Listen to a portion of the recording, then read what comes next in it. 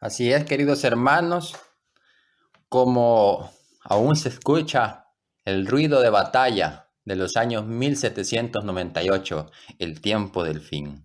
Queridos hermanos, un feliz sábado para cada uno de ustedes, que el Señor les bendiga. Un placer y un gusto poderme transmitir a través de este medio, poder tener nuestro tercer estudio bíblico profético y conocer más acerca del tiempo del fin. Hoy en este estudio vamos a estudiar lo que la Biblia nos dice y la historia nos enseña, cómo se ha cumplido proféticamente las batallas en el tiempo del fin. Y hablando de las batallas que se realizaron en ese tiempo en el cual el mundo estaba convulsionado, en ese tiempo en que el mundo cambió y entró en la fase final de la historia de la humanidad.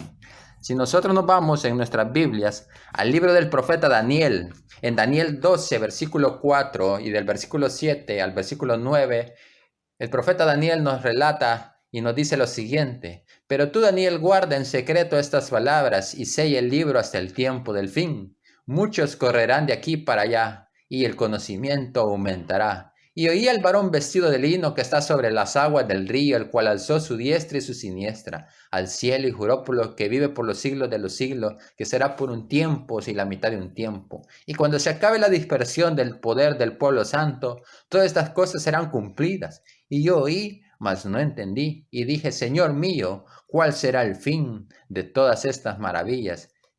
Y él respondió: anda, Daniel, pues estas palabras están cerradas y selladas hasta el tiempo del fin. Muchos no íbamos a comprender, el profeta Daniel en especial no iba a comprender estas palabras, los sucesos que le estaban mostrando en visiones.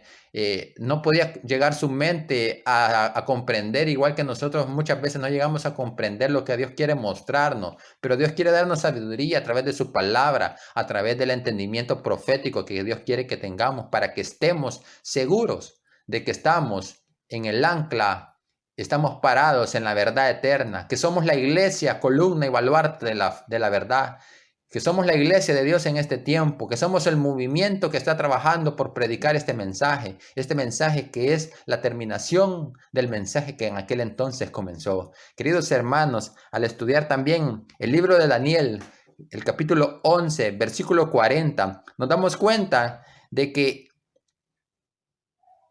la palabra de Dios nos dice que en el tiempo del fin, o al cabo del tiempo, el rey del sur contenderá con él. Nosotros debemos entender esta palabra de contender. Si nosotros buscamos en un diccionario, sinónimo de esta palabra sería batallar, pelear, combatir, disputar, enfrentar en una guerra, en una contienda, en una riña, discutir, debatir. Y ese era realmente el ambiente en el cual las sociedades de aquel entonces, los países de aquel entonces vivían. Vivían tras batalla por ver quién se hacía con el poder mundial. En aquel entonces, la historia tenía como actor principal a Francia, un país que ha venido y que vino a partir del año 1798, cambió las sociedades a nivel mundial. Los eventos y los sucesos que ocurrieron en Francia en ese año cambiaron totalmente la manera de vivir del mundo. Nosotros encontramos a un país, a Francia, peleando en unas grandes batallas contra un país enemigo. Los franceses y británicos, la Gran Bretaña, que venía siendo el poder político de los años 1700 que controlaba el mundo, ahora se encontraba con un nuevo enemigo. Francia, queriendo arrebatarle la hegemonía, el poder mundial en ese entonces, entraron en conflictos, rudos conflictos y rudas guerras que marcaron la vida del pueblo francés y que lo llevó en un determinado momento, en los años 1793 en adelante, a una revolución, la Revolución Francesa que nosotros conocemos. Un periodo en el cual Francia fue el actor principal entonces en la historia de la humanidad. Un periodo donde el pueblo francés sufrió muchos cambios, un periodo que tuvo a cabo la vida. Cambió para muchos en el mundo entero al ver lo que ocurría en Francia. La Revolución Francesa tuvo magnitud tan terrible que llegó muchísimo más y traspasó la frontera de lo que era el Estado francés. Ahora, cuando nosotros nos preguntamos cuáles fueron las causas que originaron la Revolución Francesa, nosotros podríamos concentrarnos en tres básicas. las económicas, las sociales y las político-ideológicas. Las económicas eran el déficit estatal. La guerra con Inglaterra traía cada día un valor agregado al gasto corriente de un país. Este déficit ya era tremendo porque la guerra, para seguirla manteniendo y tratar de ganarla, hay que invertirle capital. Capital que el pueblo francés muchas veces, en muchos años no tenía. Eso creó una crisis económica también dentro de Francia. Una subida de precios, el gobierno, el rey, con tal de seguir manteniendo la guerra con Gran Bretaña, decidió dispararle los precios a los productos en aquel entonces. Las causas sociales, podemos ver la oposición de los privilegios de la reforma fiscal, el beneficio siempre para los que tienen poder en cuanto a las reformas fiscales que no se miran afectados, el deseo de la burguesía de acceder al poder, también los ricos cada día queriendo tener y tener más el control, más el poder de un país, las clases populares como armas de choque, como armas para hacerle frente a la batalla, llamarlos a integrar el ejército y poder dar la vida de ellos por la causa de la guerra que mantenían en ese entonces. Y en las políticas ideológicas podemos ver las ideas ilustradas que fueron uno de los actores principales, si no es por decir el principal, que cambió la sociedad francesa en ese entonces. Y también podemos ver la independencia de Estados Unidos, que tuvo mucho que ver por las ideas que se estaban presentando en Francia. Cuando nosotros nos vamos a la Biblia específicamente y querer descubrir a dónde aparece Francia en el libro de Daniel, podríamos irnos a los versículos Daniel 11, 36 al 39. La palabra de Dios nos dice lo siguiente: y el rey hará su voluntad y se ensorbecerá y se engrandecerá sobre todo Dios. Y contra el Dios de los dioses hablará palabras, maravillas y prosperará hasta que sea consumida la ira, porque lo determinado se cumplirá. Del Dios de sus padres no hará caso, ni del amor de sus mujeres, ni respetará a Dios alguno, porque sobre todo se engrandecerá, mas honrará en su lugar al Dios de la fortaleza, Dios que sus padres no conocieron. La honrará con oro y plata, con piedras preciosas y con cosas de gran precio. Con un Dios ajeno se hará de sus fortalezas más inexpugnables, y colmará de honores a los que le reconozcan, y por precio repartirá la tierra. Así era como Francia está descrita en la Biblia, un poder ateo, un poder que no respetaba la segunda institución que Dios creó en el Edén, el matrimonio. Empezaron a crearse los divorcios, la gente empezó el libertinaje, comenzó una sintonía como que era Sodoma y Gomorra, comenzó a vivir libremente, a no importarle. Querido hermano, ¿no estás viendo hoy en la actualidad tú lo mismo? ¿No miras hoy las sociedades con los mismos vicios de pecado? ¿No miramos cómo ahora se deja a un lado las cosas de Dios y se prefiere el mundo? Adoraban a un Dios que ni los padres habían conocido. Dejaron a un lado a Dios y agarraron el Dios de la razón.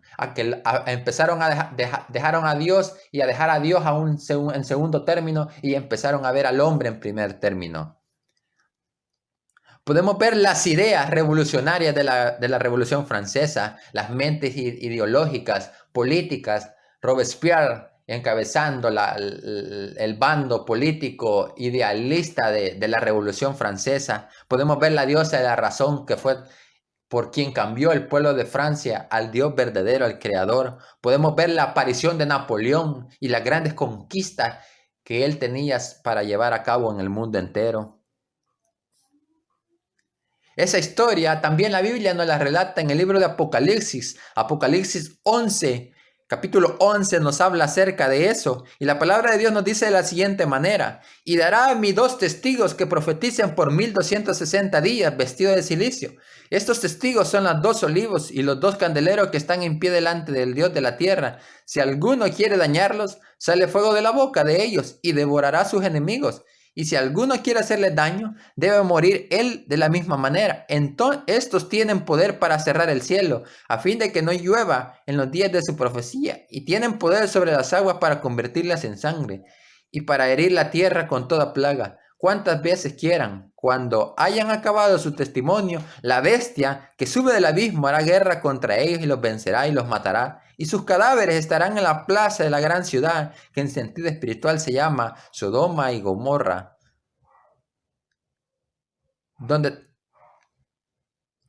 y Egipto, donde también nuestro Señor fue crucificado. Y los de los pueblos, tribus, lenguas y naciones verán sus cadáveres por 3 días y medio y no permitirán que sean sepultados. Y los moradores de la tierra se regocijarán sobre ellos y se alegrarán y se enviarán regalos unos a otros, porque estos dos profetas habían atormentado a los moradores de la tierra. Pero después de 3 días y medio entrará en ellos espíritu de vida, enviado por Dios, y se levantará sobre sus pies. Y cayó gran temor sobre los que lo vieron, y oyeron una gran voz del cielo que les decía: subid acá. Y subieron al cielo en una nube, y sus enemigos lo vieron. En aquella hora hubo un gran terremoto, y la 10ª parte de la ciudad se derrumbó, y por el terremoto murieron en número 7,000 hombres, y los demás se aterrorizaron y dieron gloria al Dios del cielo. Ese gran terremoto que Apocalipsis 11 nos relata en los últimos versículos, en el versículo 13, es la Revolución Francesa. Esa era la 10ª parte de aquella gran ciudad. Aquella gran ciudad era el imperio en el cual se sentaba la mujer, Roma papal. Eran las 10 reinados de Europa. Era la 10ª parte, era Francia, y en Francia ocurrió ese terremoto, esa revolución que cambió el mundo.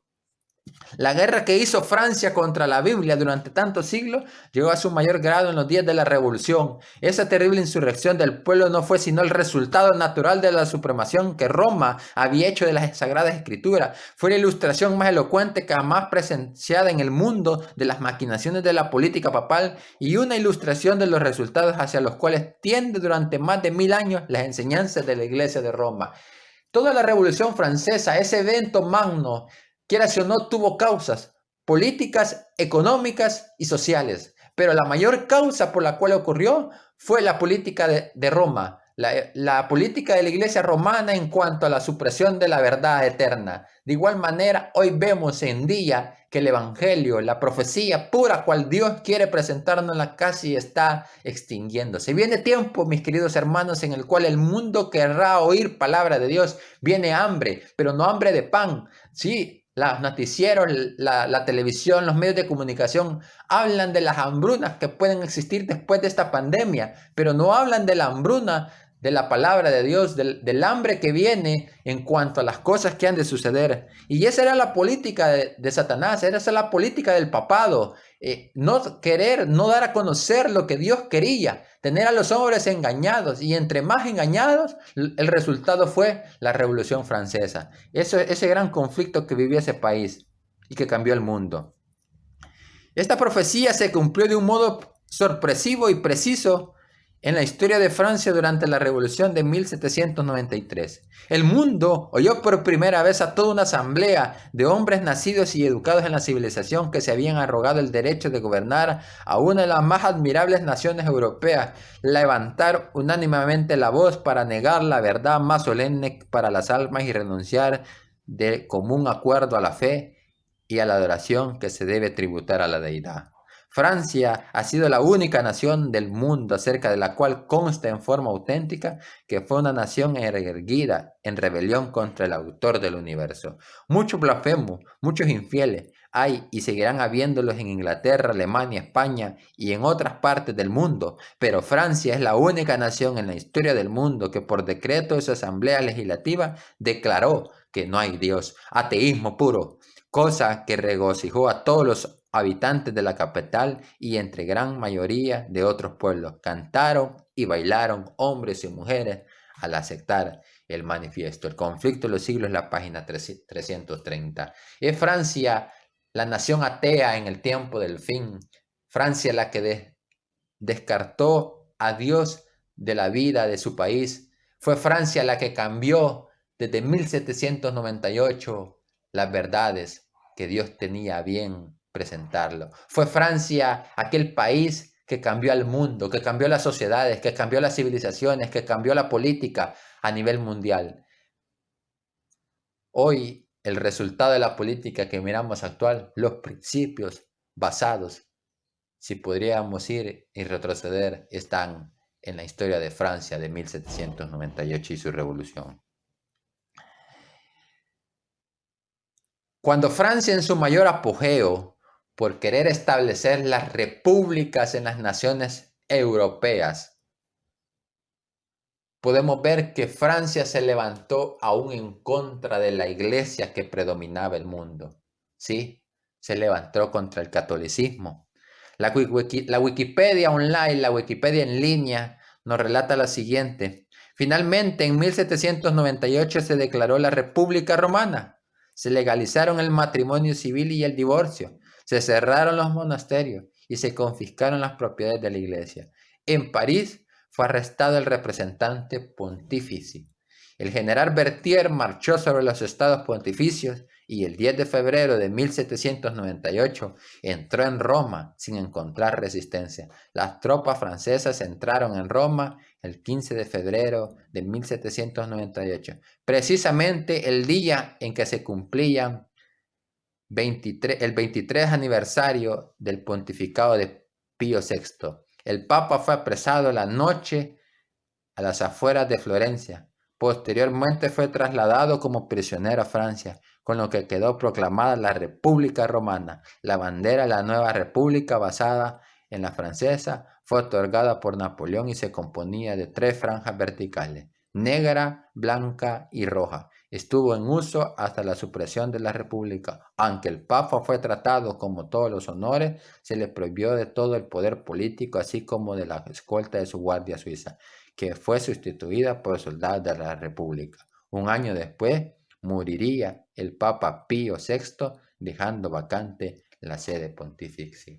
Esto que leemos de la Wikipedia en línea es lo que la palabra de Dios nos dice en Apocalipsis 13:3, donde dice que vi una de sus cabezas como herida de muerte. Pero también la Biblia nos dice que su herida mortal iba a ser sanada y que toda la tierra, cuando llegara el momento de que la herida fuera sanada, se iba a maravillar. Queridos hermanos, nosotros ya estamos viviendo en esa historia. Ya no estamos viviendo cuando se le dio la herida de muerte. Estamos viviendo en la historia cuando la bestia, la herida que le fue propiciada o fue propicia por parte del ejército francés, hoy está siendo curada, mis queridos hermanos. Los periodos de la revolución no fueron un acontecimiento de un día para otro, sino que fue un proceso en el cual el mundo también hoy está luchando. Vemos cómo se conformó una asamblea nacional, eso llevó a una asamblea constituyente, llegó la época del terror en Francia, llegó el consulado hasta llegar a ser el imperio francés. Las ambiciones de Napoleón al tener ya el imperio francés, la República Francesa, fueron derrocar a Gran Bretaña tras años de guerra, conquistar Europa y expandir la República Francesa, conquistar el Canal de Suez y poseer Egipto y parte del Oriente Medio. Estos grandes eventos que marcaron la vida de Francia son los eventos que marcaron el inicio del fin del mundo, el inicio del tiempo del fin. Dijimos que el tiempo del fin no es el fin de los acontecimientos pasados, sino que es el comienzo de los acontecimientos que nos hablan de la segunda venida y del fin del mundo. Esos son los acontecimientos. La historia de Francia es la historia que marca el inicio del fin de la historia de la humanidad, la historia del mundo. Así que, mis queridos hermanos, es importante conocer, atestiguar, conocer, guardar en nuestra mente, en nuestros corazones, todos estos datos de historia. Todo lo que yo les estoy contando, todo lo que yo les estoy enseñando en esta clase es historia. Ustedes pueden ir a los libros, videos de historia y poder constatar si lo que se les está predicando, si lo que se les está enseñando es así o no. No le crean a este servidor. Váyanse a la Biblia, al Espíritu de Profecía, a los libros de historia y constaten por ustedes mismos que todos estos datos que hoy estamos compartiendo es la verdad que Dios ha querido compartir con cada uno de nosotros.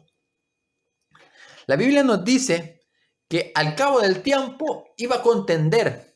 El rey del sur iba a contender. Francia iba a pasar de ser el rey del norte a ser del sur. ¿Sí? Ese será un tema que veremos probablemente dentro de unos días en una nueva serie. Pero es necesario poner estas bases. Francia pasó de ser del rey del norte y de pelear con la iglesia, aliarse con la iglesia católica, aliarse con el poder romano y volverse el rey del norte, pero después volvería y se tendría que convertir en el rey del sur en un periodo corto, pero eso también tuvo un periodo de transición. En los años 1798 se evoca un conflicto entre Egipto y Francia y Turquía. En el año que señala la profecía, el tiempo del fin, la historia nos atestigua que estalló una guerra triangular de ese carácter, con la cual de forma concluyente es aplicable a lo que menciona el profeta Daniel en el capítulo 11, versículo 40. Sí, mis queridos hermanos, Napoleón, la gran ambición de Napoleón, al enfrentar a Inglaterra, él sabía que no lo podía vencer, que Francia tenía años de no vencerlo militarmente. Entonces decidió aplicarle la segunda estrategia, golpear su economía. Francia y Napoleón querían adueñarse de la joya de la corona inglesa. La joya de la corona inglesa tenía una joya, esa joya era en la India. La India era el granero, era de donde Inglaterra o Gran Bretaña tomaba toda su riqueza, tomaba todos los recursos que necesitaba. Napoleón sabía que si podía cortar a través del canal de Suez, tomando Egipto, él podía vencer económicamente a Gran Bretaña y llegaría el momento que lo iba a poder convertir y ganar y conquistar militarmente. Napoleón entendió una batalla siendo el rey del norte contra el rey del sur, Egipto. Por eso en 1798 el rey del sur primeramente es Egipto y el rey del norte es Francia. Francia se convirtió en el rey del sur cuando vino y salió derrotado de Egipto a combatir por Siria. Y ahora vino el Imperio Otomano y lo venció. Y Napoleón en la historia nos dice que tuvo que regresar a París, a Francia, tras la derrota contra el Imperio Otomano. Es así como en este triángulo de batallas es lo que nos relata realmente en la realidad Daniel 11:40. Ahora, como nosotros tomamos muy en cuenta la parte espiritual, nosotros tomamos la historia del Papa, de la Iglesia Católica y la Francia atea. Pero las dos realmente es la realidad del conflicto. Pero al unir las dos historias, nos damos cuenta que la Biblia no nos engaña y nos habla en gran manera de las cosas que tienen que acontecer y que acontecieron. Y nos muestra cómo esas historias, cómo esas batallas, podemos ver hoy en día la batalla que se vibra en nuestros días. Las ambiciones de Napoleón al conquistar Egipto, Egipto contra Francia, el rey del sur contenderá contra él, contra el rey del norte, Francia, y el rey del norte, Turquía, iba a devastar como una inundación al rey del sur, a la Francia de Napoleón. Quiere decir que de algún modo los reinados entre el rey del norte y el rey del sur se mueven, son movibles. Pero ¿cómo se mueven? Cuando la iglesia, el poder papal, se mueve a conveniencia a través de los países que quiere conquistar y gobernar. Haré redecorar la catedral. Mi idea es transformar Notre Dame en un templo grecorromano. Es decir, pagano. No, es decir, grandioso. Decidme, Isabel, ¿no me habéis representado más pequeño que al señor Talleyrand? La verdad, Sire, solo he respetado las proporciones de la naturaleza. Pero la naturaleza no determina la grandeza de los hombres, sino su destino. Bien, Sire. Vos estaréis aquí. Y vos estaréis allí. Mi brazo no es lo bastante largo para... ¿Bastante largo para qué? Para poner la corona en vuestra cabeza. No será. Voy a coronarme yo mismo. ¿Y para qué he venido aquí? Para bendecir mi reino. Pero ¿a quién pedís que bendiga vuestro reino, Sire? ¿A Dios Todopoderoso o al servidor que humildemente le representa? ¿Humildemente? ¿Es humilde el trueno de los órganos? ¿Las nubes de incienso, los altares llenos de flores? ¿Las sotanas bordadas de oro? ¿Las procesiones de diáconos, de sacerdotes, de arciprestes, de obispos y de cardenales? Sire, vos confundís a Dios con la religión. Al contrario, yo lo separo. De un lado una hipótesis, es decir, Dios. Del otro una certeza, la religión. Ella labra las sociedades humanas. Sin religión los pueblos no tienen referencia. Hemos visto a dónde llevó a Francia, cuando la revolución para liberar los espíritus saqueó las iglesias y guillotinó a los religiosos. El país cayó en la anarquía y el terror. No, se puede vivir sin Dios, pero no sin religión. Vivir sin Dios. Podríais vivir sin fe en la inmortalidad de vuestra alma. Podríais vivir sin creer en la vida eterna. Si hubierais estado en un campo de batalla, tan tampoco creeríais en ella. Yo me paso los días y las noches en un campo de batalla. El mundo entero es un campo de batalla, Sire. Y cada vez que un hombre sufre, es una terrible derrota para mí. Colocaos vos mismo la corona si es vuestra voluntad. Rogaré para que su carga no se vuelva demasiado pesada para vos. Vos mismo. ¿No lamentáis haber sido elegido papa? Me aterroriza, Sire. Cada día que Dios me da.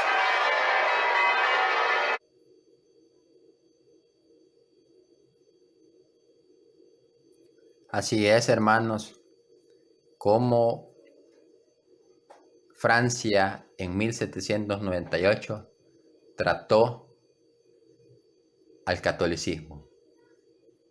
Esa es la historia de Francia en 1798 hablando espiritualmente. Es la historia de un poder ateo que dejó de creer en Dios, pero que luego pactó con la religión que ellos mismos derrocaron.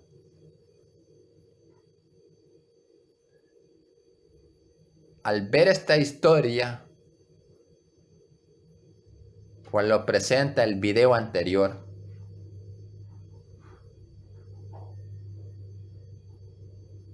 no te extrañe que la política en nuestros días esté usando la religión a su propio beneficio y conveniencia. Si Dios permite que nosotros conozcamos estas verdades y que analicemos cómo ha transcurrido la historia, es para darnos una enseñanza, es para darnos un aprendizaje, para que cuando las cosas que tengan que acontecer sucedan, no nos tomen por sorpresa.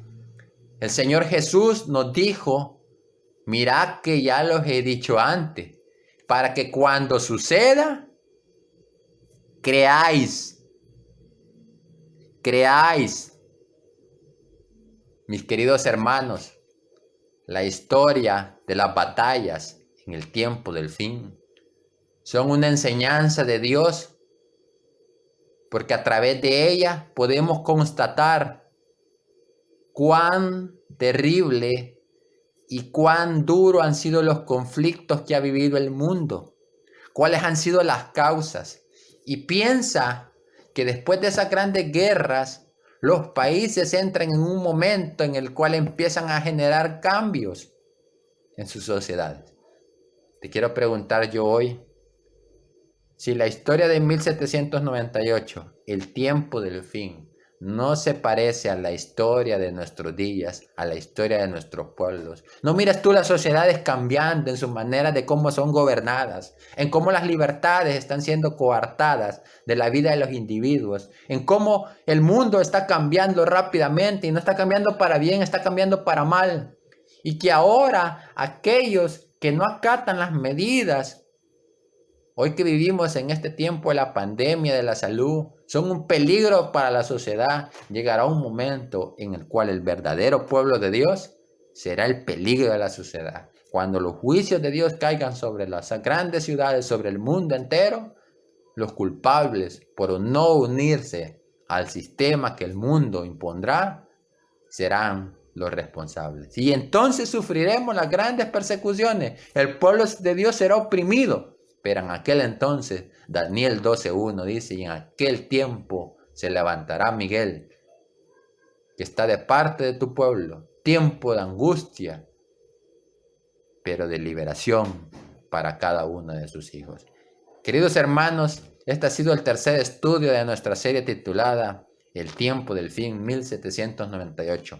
Hoy hablamos un poco acerca de la historia y cómo la Biblia nos relata a grandes rasgos, pero al estudiar la historia nosotros completamos esa historia profética, los sucesos que marcaron y las batallas que marcaron 1798. Todos estos sucesos llevaron y dieron la oportunidad a un movimiento glorioso para poder anunciar las cosas que sobrevendrían a este mundo. Que el Señor te bendiga, que tengas una linda semana, que comiences la semana de la mano de Dios, que pueda ser grande en victorias y que un día podamos estar entre el grupo de los redimidos. Que el Señor les bendiga, mis queridos hermanos.